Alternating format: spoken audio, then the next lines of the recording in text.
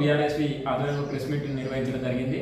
దీని యొక్క ముఖ్య ఉద్దేశం గత 20 రోజులుగా నీట్ పేపర్ లీకేజీ విషయం మీద విద్యార్థి తల్లిదండ్రులు కావచ్చు, అదేవిధంగా ఇతర పార్టీలు, వామపక్ష విద్యార్థి సంఘాలు అనేక పోరాటాలు చేసినా కూడా ఇప్పటి వరకు కేంద్ర ప్రభుత్వం కావచ్చు, ఈరోజు రాష్ట్ర ప్రభుత్వం కావచ్చు ఎలాంటి చర్యలు చేపట్టకపోవడం సిగ్గుచేటు.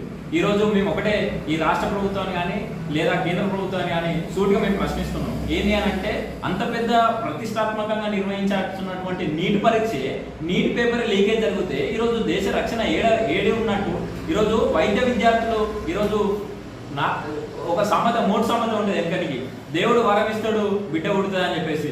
అదేవిధంగా ఈరోజు వైద్యుడు మనకు ప్రాణం పోస్తాడని చెప్పేసి అనేక మంది నమ్ముతున్నటువంటి పరిస్థితులలో ఈరోజు పేపరు లక్షలకు వేలాలకు ఈరోజు మనం అమ్ముకుంటే ఈరోజు అంటే వైద్య విజ్ఞానాన్ని ఏ రకంగా ఎటుపోతుంది, ఈరోజు మనిషి బతికే అటువంటి ఆలోచన పరిస్థితి కూడా లేనటువంటి పరిస్థితి ఈరోజు కేంద్ర ప్రభుత్వం చర్యలు ఆ విధంగా ఉన్నాయని చెప్పేసి ఈరోజు మేము ఒకటే సూటిగా మేము కేంద్ర ప్రభుత్వాన్ని సూటిగా మేము అడుగుతున్నాం.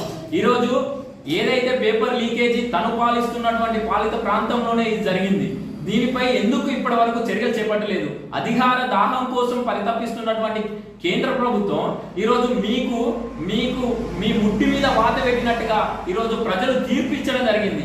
ఈ తీర్పును కూడా మీరు శిరస వహించి ఇప్పటికైనా ప్రజల పరిపాలన ప్రజలకు అందే విధంగా మీరు పరిపాలన కొనసాగించాలని చెప్పేసి మేము డిమాండ్ చేస్తున్నాం. అదేవిధంగా కేంద్రంలో పార్లమెంటులో ఈరోజు ప్రతిపక్ష నేతలు ప్రతిపక్ష హోదాలో ఉన్నటువంటి ఈ నీటి సమస్య మీద పార్లమెంటులో ప్రస్తావిస్తుంటే ఈరోజు వాళ్ళ మైకులు కడిగేస్తున్నటువంటి పరిస్థితి. ఈరోజు దేశంలో ఇంత పెద్ద ఎత్తునటువంటి వైద్య విద్యనే ఈరోజు నీరుగార్చే పరిస్థితి ఇది కేంద్ర ప్రభుత్వం తీసుకొస్తుంది. అదేవిధంగా ఈ రాష్ట్ర ప్రభుత్వం ఎందుకు నిమ్మకు నీరెత్తినట్టు వ్యవహరిస్తుంది? 24 లక్షల మంది విద్యార్థుల భవిష్యత్తుతోటి ఈరోజు ఈ రాష్ట్ర కేంద్ర ప్రభుత్వాలు చెలగాటం ఆడుతున్నాయి. ఈరోజు ఈ రాష్ట్రంలో 70,000 మంది ఈరోజు నీటి పరీక్షకు అర్హులుగా వాళ్ళు అప్లై చేసుకోవడం జరిగింది. ఈరోజు ఈ 70,000 ఈరోజు